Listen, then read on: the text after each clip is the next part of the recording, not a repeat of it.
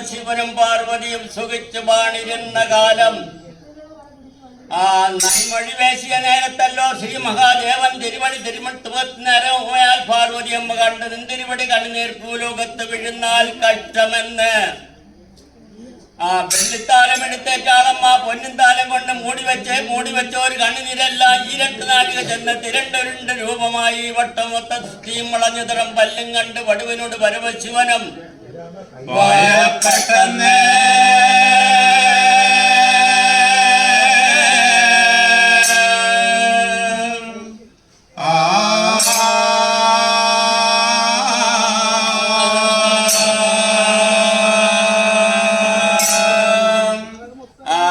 കുഞ്ഞുപോലരികൾ ചെന്ന് കൂസലിട്ട കരുണൻ തന്നിൽ കുമ്പിട്ടിക്കൊണ്ടാളെന്ന് കൂടവേ ഉപദേശവും നൽകിയെന്ന്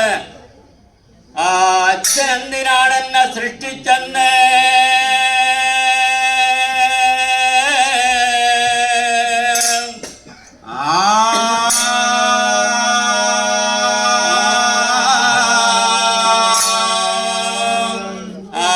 ഓമനെ ഉണ്ടൊരു സങ്കടം ഞാൻ ചൊല്ലിയിടുന്ന ആദിയിലെ ഞാൻ മറത്തും ചെറുപ്പുള്ള തന്നെ അകർവാൾ തീർത്ഥാളി ചെറുക്കനാക്കി